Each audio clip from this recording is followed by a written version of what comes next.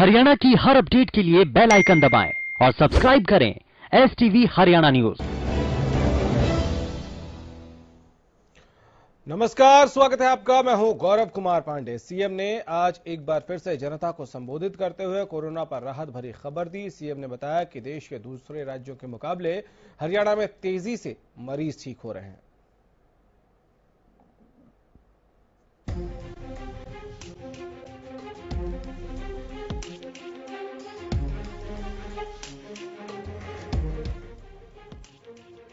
देश में लगातार कोरोना के मामले बढ़ते जा रहे हैं। अभी तक कोरोना के 24,000 से ज्यादा मामले देश भर से सामने आ चुके हैं। एक तरफ जहां देश से डराने वाली तस्वीर सामने आ रही है, वहीं दूसरी तरफ प्रदेश से राहत भरी खबर सामने आई है। सीएम मनोहर लाल ने लोगों को संबोधित करते हुए बताया कि प्रदेश का 68% रिकवरी रेट है।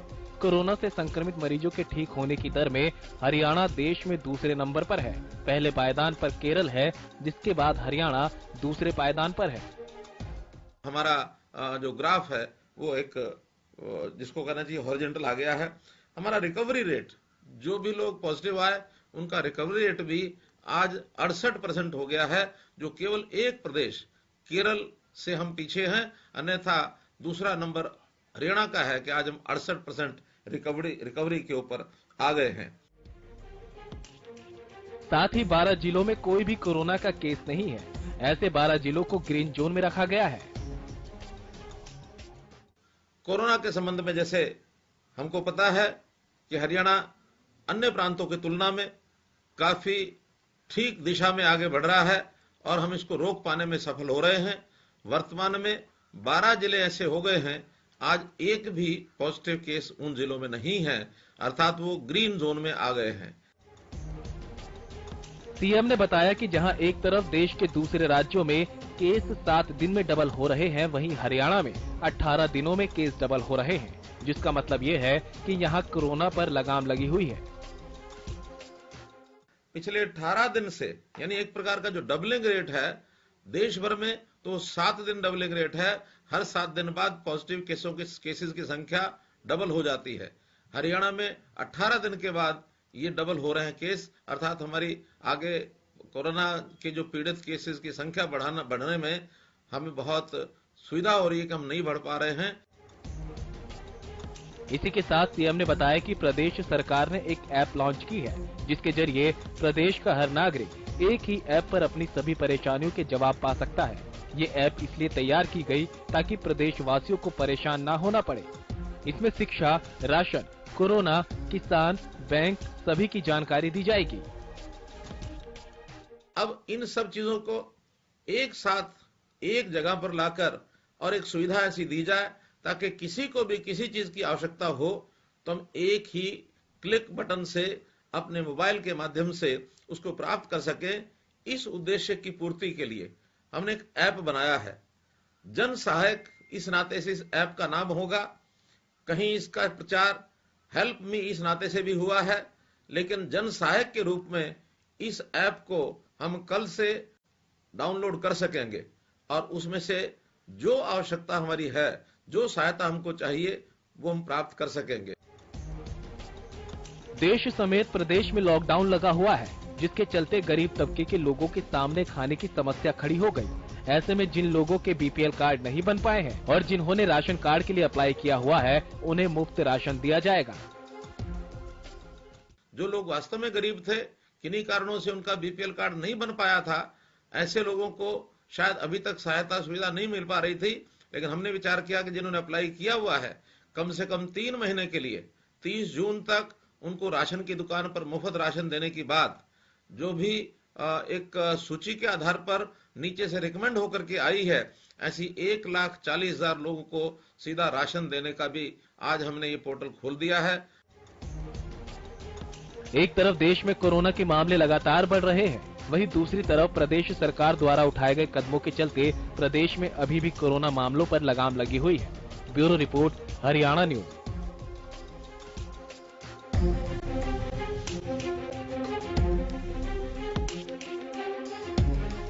आत्मक खबर के साथ आगाज करते हैं डिबेट का। जब आपको ये पता चलता है कि हरियाणा हिंदुस्तान में दूसरे नंबर पर है 68% रिकवरी रेट के साथ। तो आपको सुनकर थोड़ा आपकी चिंता भी कम होगी, थोड़ी परेशानी भी कम होगी, थोड़ा अच्छा और थोड़ा मोटिवेटेड भी आप फील करेंगे। लेकिन लॉकडाउन का पालन भरपूर तरीके से करना है, सोशल डिस्टेंसिंग का पालन करना है।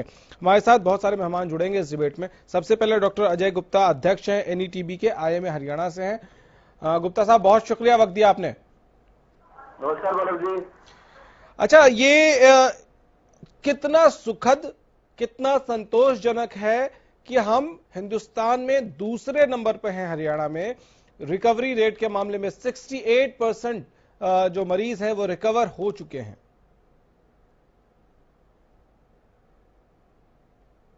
बात है कि हरियाणा पूरे हिंदुस्तान में दूसरे नंबर पे आ रहा है केरल के बाद।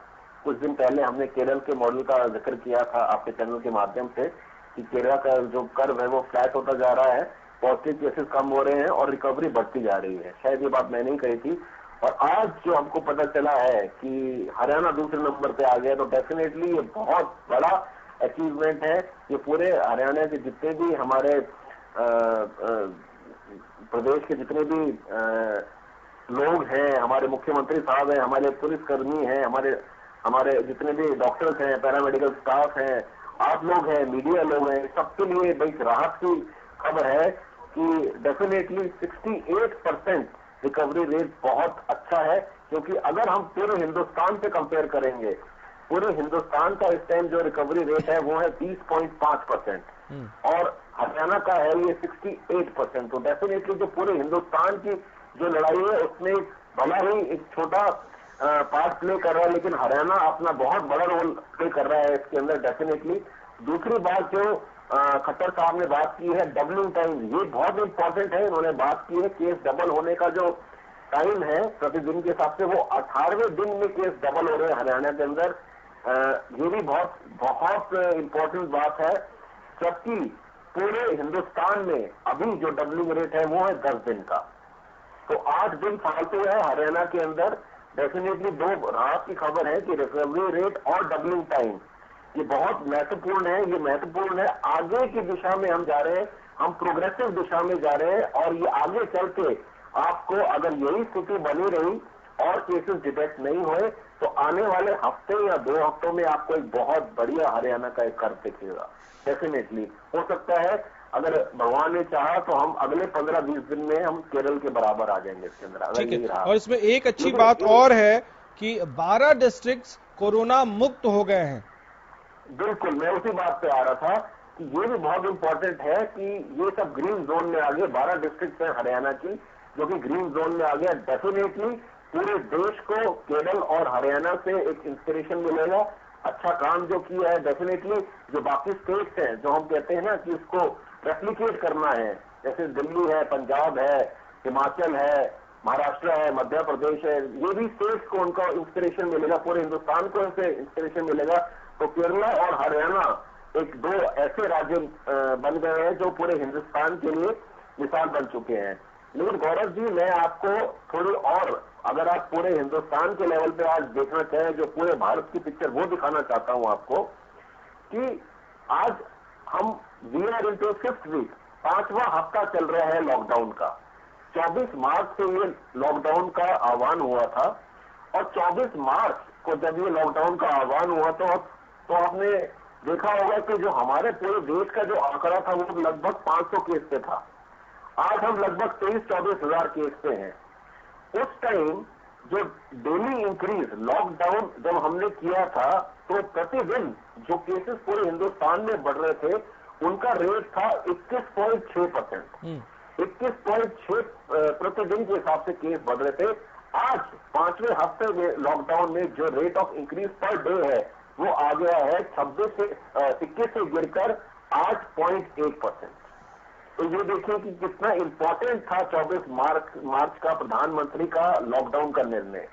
आज जो हमारा जो प्रतिदिन का कोविड पेशेंट्स का इंक्रीज रेट है वो 21 से 8% पे आ गया।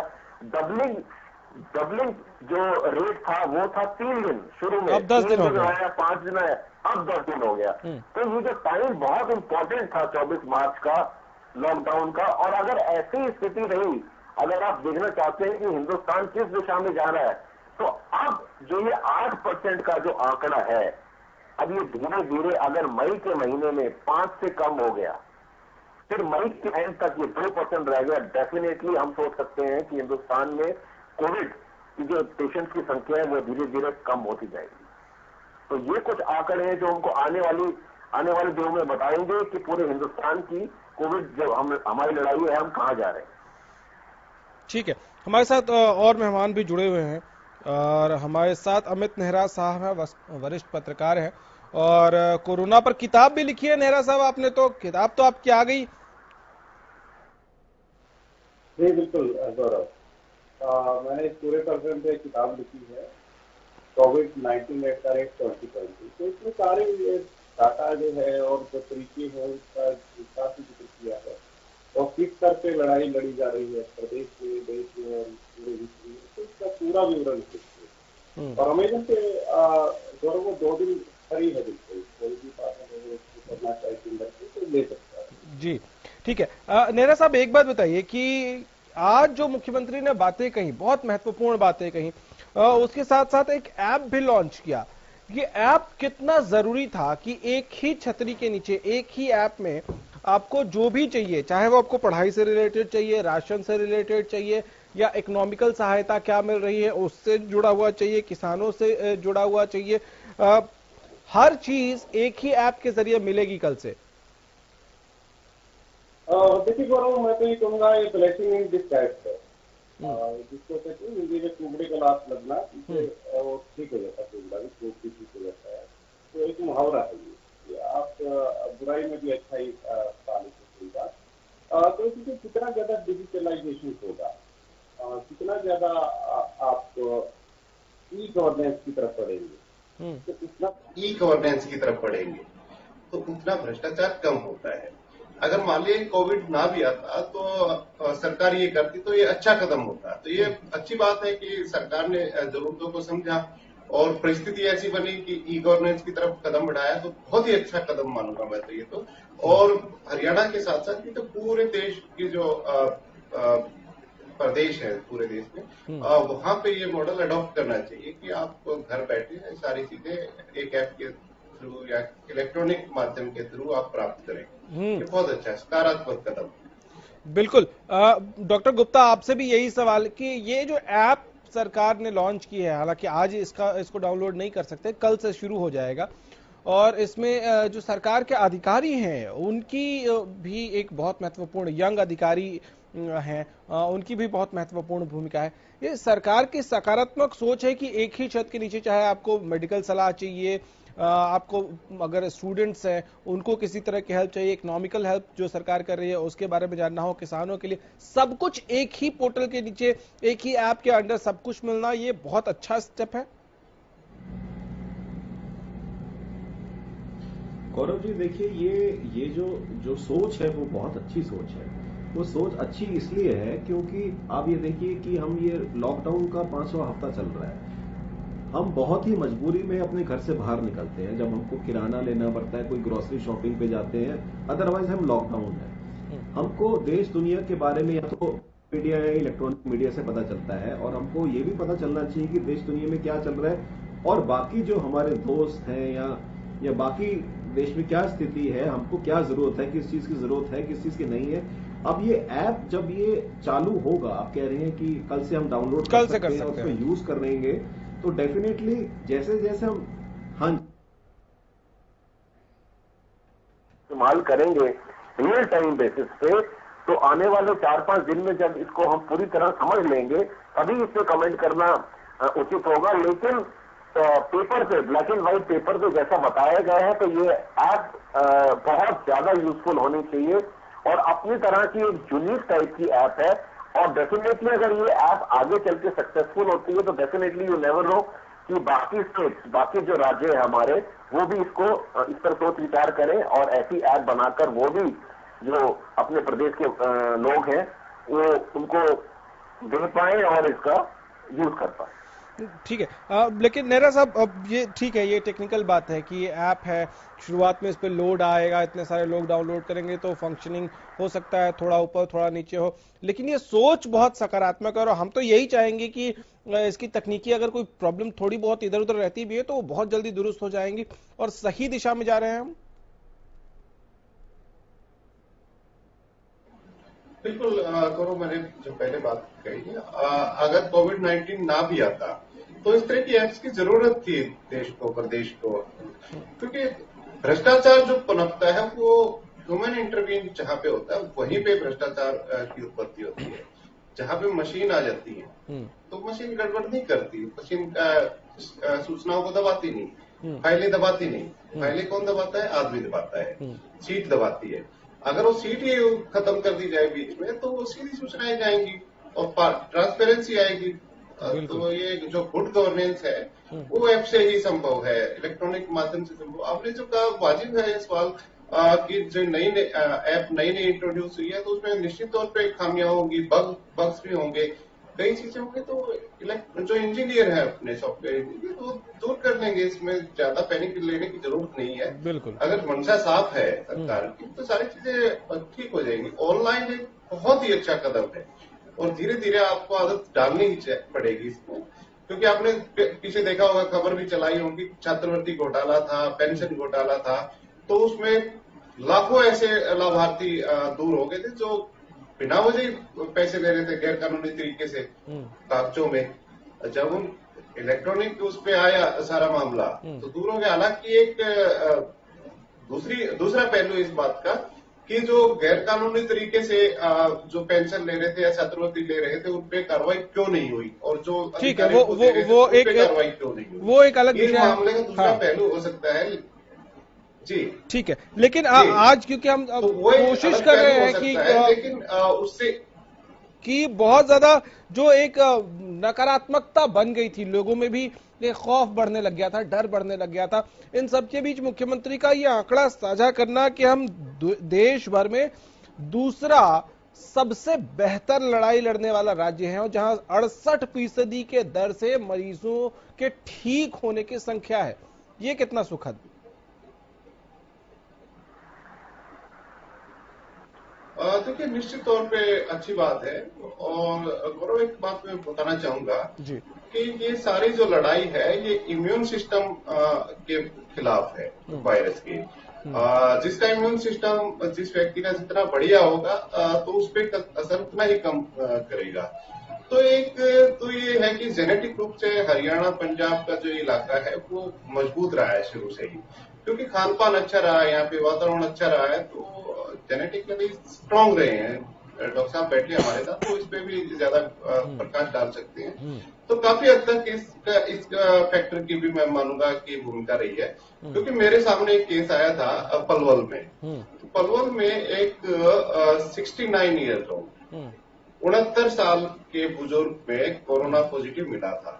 तो डॉक्टर्स ये सोच रहे थे कि शायद इनको वेंटिलेटर की जरूरत पड़ेगी और उन्होंने अपनी तरफ से तैयारियां भी कर ली थी, लेकिन भगवान का शुक्र है कि वो उसको पार कर गए और वो आज वो ठीक है, बिल्कुल नेगेटिव रिपोर्ट आ गई, दोनों और छुट्टी मिल चुकी, घर जा चुके हैं। ठीक है, तो इससे पता चलता है कि हम स्ट्रांग हैं, इम्यूनिटी हमारी। ठीक है डॉक्टर गुप्ता, शायद एक और मैं बात कहना चाहूंगा। ठीक है गौरव, इसमें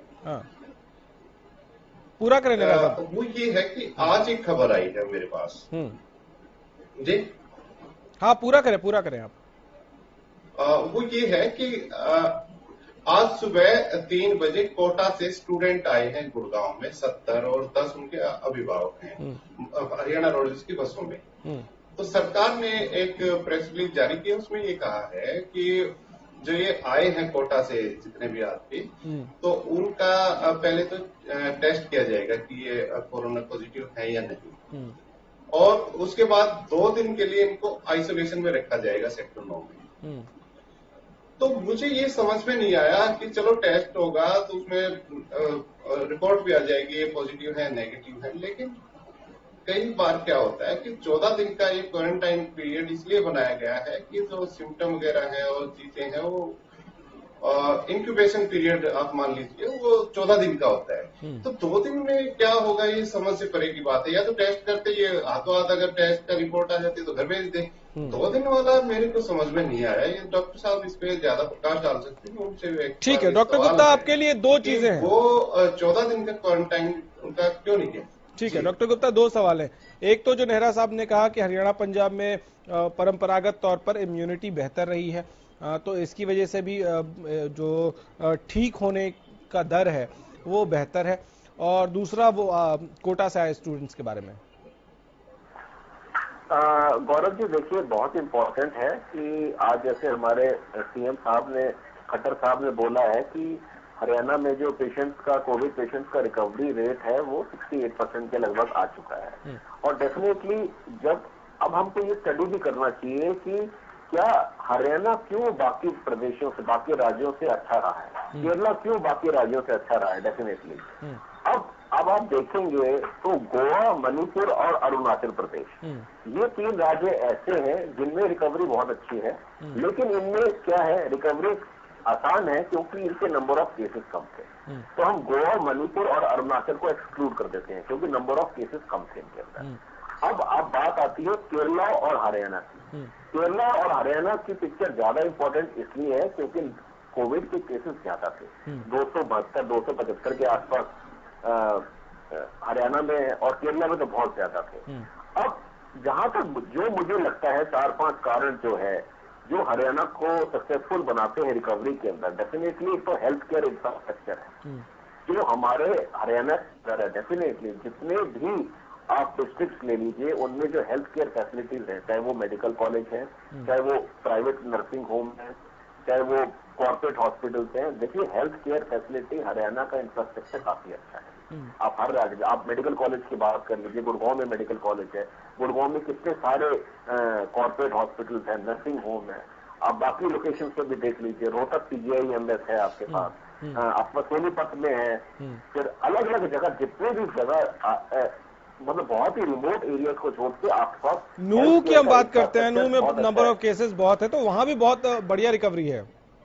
देखिए मेवाती मेडिकल कॉलेज है, शहीद मेवाती मेडिकल कॉलेज है उसके अंदर।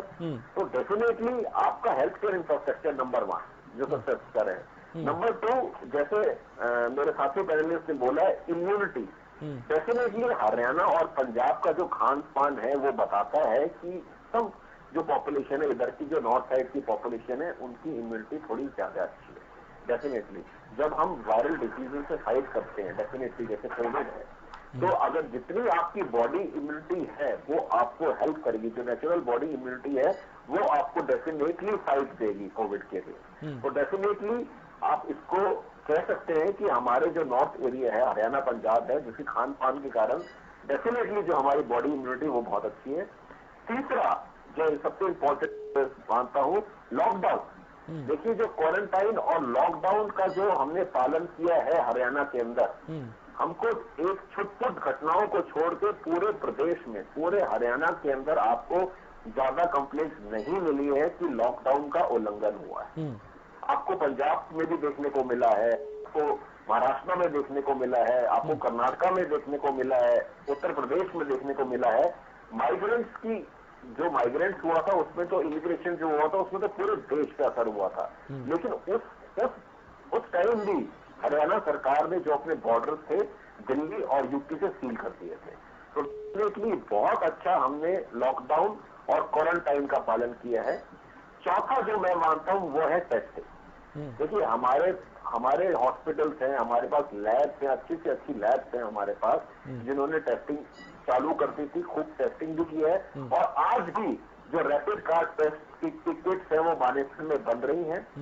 प्रतिदिन 25,000 की हमारे पास कैपेसिटी है, वो हमको डेली वो किट्स दे सकती है कि हम डेली 25,000 टेस्ट कर सकते हैं। तो मुझे ऐसा लगता है ये 4 कारण है, हेल्थ केयर इंफ्रास्ट्रक्चर, इम्यूनिटी, अच्छे से लॉकडाउन का पालन करना और टेस्टिंग। ये 4 कारण मेन मुद्दे हैं जो आज हरियाणा जिस स्थिति में है, ये जो 4 पॉइंट है वो ज्यादा जरूरी मैं मानता हूँ। ठीक है, ये 4 कारण है जिनकी वजह से हरियाणा बेहतर कर रहा है और देश में दूसरे नंबर पर है रिकवरी के मामले में। एक बहुत छोटा सा ब्रेक लेंगे, ब्रेक के बाद जब लौट कर आएंगे तो इस चर्चा को आगे बढ़ाएंगे और ये समझने की कोशिश करेंगे, चर्चा करने की कोशिश करेंगे कि मिनिस्ट्री ऑफ होम अफेयर्स ने ये जो थोड़ा सा रिलैक्सेशन दिया है दुकानों को खोलने का, इस दौरान क्या ख्याल रखना है प्रशासन को भी और हमको और आपको भी। बहुत छोटा सा ब्रेक।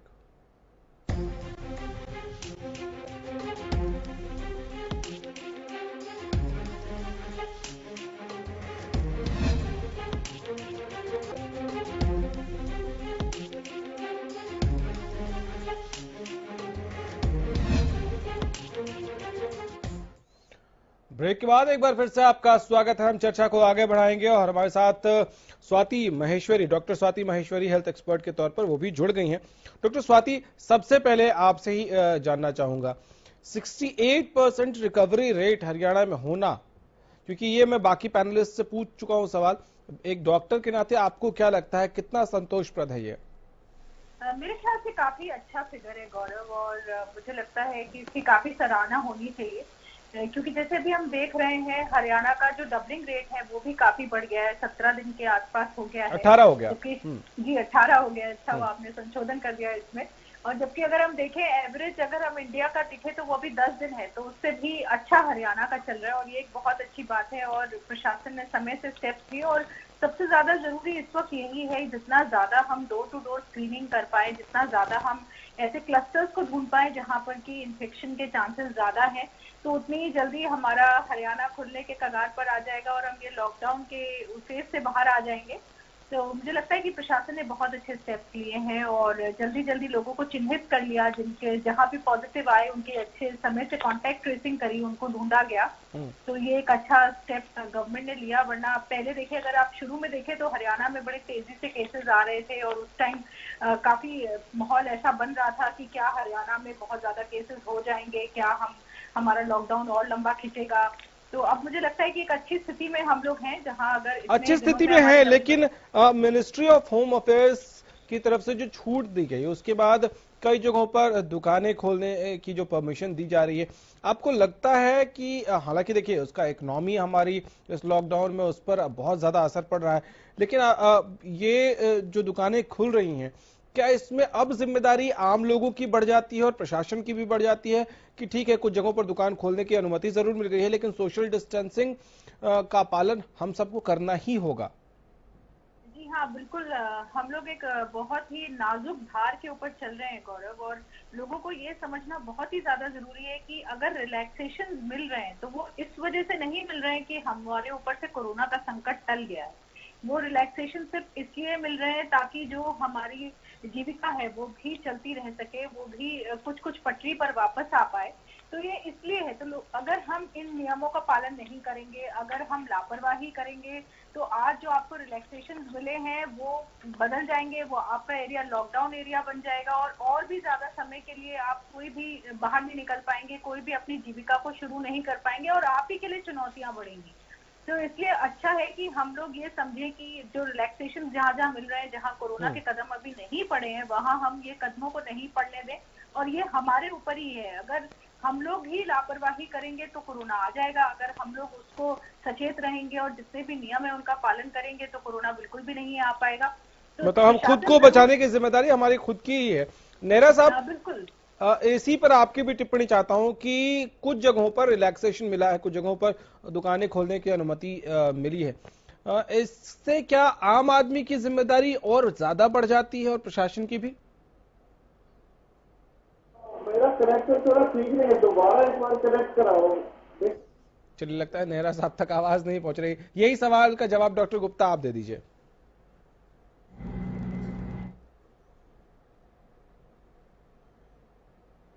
प्रधानमंत्री ने जब दूसरी बार देश को संबोधित किया था तो उन्होंने कहा था कि जान भी और जहान भी। तो जान भी तो है ही लॉकडाउन, जहान भी का मतलब ये है कि अब जो हमारे स्मॉल स्केल बिजनेसमैन हैं, जो छोटे हमारे जो दुकानदार हैं, भाई हैं जो हमारे, उनकी दुकानें अब कह रहे हैं कि खोलेंगे डेफिनेटली, क्योंकि अब इकोनॉमी भी देखनी है, थोड़ा बिजनेस भी देखना है। अब इसमें हमको जब ये दुकानें खुल रही है तो हमारे को थोड़ा डूज एंड डोंट्स देखने पड़ेंगे एक तो सरकार ने कहा है कि जितना भी स्टाफ टोटल अगर उस दुकान पे था, अब उन दुकान को खुलने के बाद 50% स्टाफ काम करेगा। अगर एक दुकान में यानी कि 4 लोग काम करते थे लॉकडाउन से पहले, दुकान खुलने के बाद उस दुकान में 2 लोग काम करेंगे, नंबर 1। नंबर 2, हमारी जिम्मेदारी भी बनती है कि अगर हम उस दुकान पे जा रहे हैं, ये नहीं कि मैं अगर चला जाऊं तो मेरा दोस्त अपने साथ चला जाए या मेरा भाई साथ में चला जाए। हमारी जिम्मेदारी भी बनती है कि फैमिली में से एक आदमी बाहर निकलना चाहिए ग्रोसरी की शॉपिंग पे। डेफिनेटली अब जब हम वहां पर शॉपिंग कर रहे हैं, हमारी खुद की जिम्मेदारी बनती है। एक तो बनती है ग्राहक की जिम्मेदारी कि वो अपने आप को सोशल डिस्टेंसिंग 3 फीट 4 फीट की डिस्टेंस पे एक दूसरे को बनाए रखे, खुद मास्क पहन के रखे। किराने वाले की जिम्मेदारी क्या बनती है, अगर हो सके तो वो शॉपिंग करने से पहले जो ग्राहक है अगर उसको वो सैनिटाइजर प्रदान करे तो बहुत अच्छी बात है। अगर उसने वहां पर सैनिटाइजर रख रखा है तो ग्राहक पहले सैनिटाइजर से अपना हाथ पोंछ के उसके बाद शॉपिंग कर सकता है। डेफिनेटली जो हमारा शॉपकीपर है उसने मास्क पहन रखा होगा और जितने भी लोग काम कर रहे हैं वो आपस में भी सोशल डिस्टेंसिंग मेंटेन करेंगे। ठीक है नेहरा साहब, क्या आपको आपकी आवाज क्लियर है कि अगर हम जब पेमेंट कर नहीं दोबारा कराऊं, डिस्टॉर्शन बहुत है। मुझे आपकी आवाज आ रही है, दर्शकों तक क्लियर आ रही है। एक सवाल का जवाब दे दीजिए कि ये जो दुकानें खोलने का फैसला किया गया है सरकार की तरफ से कई जगहों पर, इसमें क्या आम लोगों की जिम्मेदारी बढ़ जाती है?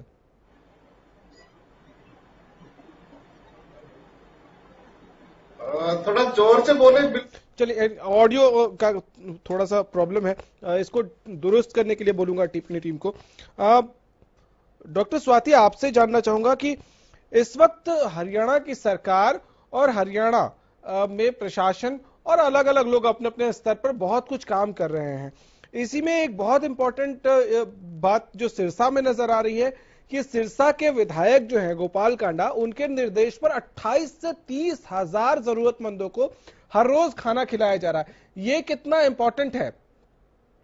देखिए, जहाँ लॉकडाउन इम्पोर्टेंट है, जहाँ लोगों का एहतियात बरतना इम्पोर्टेंट है, वहीं ये भी एक बहुत जरूरी कड़ी है जिसके बिना ये लॉकडाउन हमारा सफल नहीं हो सकता। क्योंकि लॉकडाउन जब हुआ तो बहुत सारे ऐसे लोग थे जो अपने घरों पर नहीं थे, अपने घरों से मीलों दूर थे। बहुत सारे लोगों का कामकाज चला गया, जो डेली कमाते थे उनके पास कोई भी साधन नहीं रहा कि वो अपने लिए खाना की जुगाड़ कर सके, उनका रोज पेट भर सके, उनके परिवार का पेट भर सके। तो जो लोग भी इस तरह का प्रयास कर रहे हैं, जैसे कांडा जी ने किया है, और भी जो लोग इस तरह का प्रयास कर रहे हैं, मेरे ख्याल से बहुत ज्यादा सराहनीय है। और लॉकडाउन को सफल बनाने में इन लोगों का बहुत बड़ा योगदान है। क्योंकि अगर इन लोगों के पास खाना नहीं होगा, अगर इनके पास जरूरी सामान नहीं होगा, तो ये लोग और ज्यादा बेचैन होंगे बाहर निकलने के लिए, और भी ज्यादा इन लोगों को बीमारियां हो सकती हैं। ये लोग, हो सकता है कि जिस तरह से आपने पलायन देखा, उसको रोकने के लिए भी बहुत जरूरी यही था कि जो भी राहत सामग्री है वो वहीं पहुंचे जहां ये लोग हैं, ताकि ये लोग अपनी जगह चेंज ना करें, कहीं एक जगह से दूसरी जगह जाने की ना सोचें। ठीक है, क्योंकि वॉलंटियर्स ने आइडेंटिफाई किया और घर घर जाकर ये राशन सुबह शाम पका हुआ खाना, और बताया जा रहा है जो जिनको मिल रही है मदद, वो कह रहे हैं कि वैरायटी बदल बदल के मिल रहा है। लेकिन इन सबके बीच एक और बहुत महत्वपूर्ण, नेहरा साहब अगर आपको आवाज मिल रही हो, आप भी पत्रकार हैं, और सरकार ने हालांकि जरूर ऐलान किया है लेकिन उससे पहले बीमे का ऐलान गोपाल कांडा ने किया, और आज उनके भाई एचएलपी के उपाध्यक्ष जो है, वरिष्ठ उपाध्यक्ष गोविंद कांडा ने पत्रकारों को 15-15 लाख के बीमे के जो पेपर्स थे वो सौंप दिए हैं। ये कितना जरूरी पत्रकारों का मोटिवेट करने के लिए? देखिए गौरव, ये बहुत अच्छी पहल है, और एनसीआर मीडिया क्लब का अध्यक्ष होने के नाते मैं कई बार सरकार से भी डिमांड कर चुका हूं, हमने ज्ञापन भी दिया है सरकार को, हरियाणा सरकार को, भारत सरकार को, कि पत्रकारों को भी कोरोना योद्धाओं का दर्जा दिया जाए। क्योंकि पत्रकार इस दौरान घर पे नहीं बैठे हैं, वो बाकायदा फील्ड में जा रहे हैं, हॉस्पिटल्स में जा रहे हैं, एडमिनिस्ट्रेशन से मिल रहे हैं, पीड़ित लोगों से मिल रहे हैं, तो उनको भी खतरा उतना ही है। और ऐसे में अगर कोई पार्टी, कोई राजनीतिक दल, कोई व्यक्ति विशेष सामने आता है पत्रकारों के लिए, तो स्वागत योग्य कदम है। और सरकार को इससे प्रेरणा लेनी चाहिए। मैं तो ये कहूंगा कि गोपाल कांडा विधायक हैं तो उनको सरकार से भी ये डिमांड करनी चाहिए कि आप पत्रकारों को इस तरह का करें। हालांकि 10 लाख रुपए का बीमा किया है सरकार ने, हाँ। तो वो ऊंट के मुंह में जीरा कहा जा सकता है, क्योंकि बाकी लोगों का 50 लाख का है, तो अगर साधु पत्रकारों का भी अगर 50 लाख का बीमा हो जाए तो इसमें बुराई क्या है। ठीक है, तो मैं तो ये कहूंगा कि अच्छा कदम है और सरकार को इससे प्रेरणा लेनी चाहिए। ठीक है। डॉक्टर गुप्ता, पत्रकारों को तो 15-15 लाख का बीमा के पेपर सौंप ही दिए हैं गोपाल कांडा के भाई गोविंद कांडा ने, जो कि वरिष्ठ उपाध्यक्ष हैं एचएलपी के। साथ ही आज यह ऐलान हुआ है उनकी तरफ से कि जो सफाई कर्मचारी वहां लगे हुए सिरसा में, उनका भी 10-10 लाख का बीमा कराया जाएगा। मैं इसलिए जिक्र कर रहा हूं कि एक विधायक जब अपने स्तर पर इतना कुछ कर सकता है, 28-30 हजार लोगों का हर रोज खाना बना हुआ और अच्छे क्वालिटी का, पशुओं को, पक्षियों को, जानवरों को अगर वो देख सकता है, तो क्या इसी तरह के स्टेप्स अगर हर लोग जो सक्षम है वो उठाएं तो बहुत ज्यादा आसान हो जाएगा सरकार के लिए भी। देखिए, गोपाल कांडा जी का बहुत बहुत शुक्रिया, ये जो उन्होंने पहल की है, हमारे पत्रकार भाइयों का बीमा कराया और इतने लोगों का इतने दिनों से वो खाना खिला रहे हैं। आप जैसे कह रहे हैं कि पूरी जरूरत उनकी पूरी करें, वैरायटी दे रहे हैं उनको। देखिए, डेफिनेटली ये जो ऐसे कार्य हैं, इस टाइम पे जो कार्य जो करता है, जो भी शख्स करता है, वो जो कार्य हैं जनता के दिलों में बहुत लंबे समय तक रहते हैं।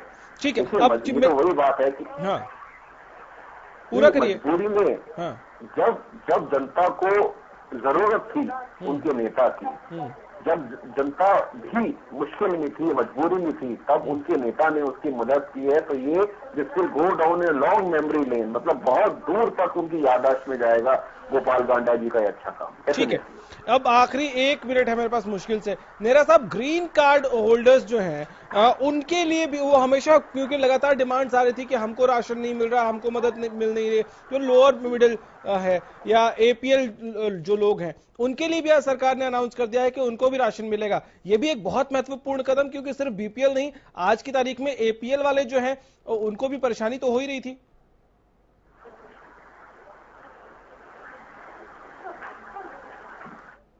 कुछ सुनाई नहीं दे रहा है मुझे, सिर्फ मेरे नाम के अलावा। चलिए ठीक है, डॉक्टर स्वाति महेश्वरी हैं हमारे साथ फोन लाइन पे? नहीं है। डॉक्टर गुप्ता, इसी सवाल, हाँ ठीक है, डॉक्टर स्वाति हैं। Doctor Swati, green card holders यानी कि सिर्फ बिलो पॉवर्टी लाइन वाले नहीं, उनसे थोड़ा ऊपर जो हैं उनको भी परेशानी हो रही थी, और आज हरियाणा की सरकार ने कह दिया ग्रीन कार्ड होल्डर्स को भी राशन मिलेगा। ये भी एक बहुत महत्वपूर्ण स्टेप है।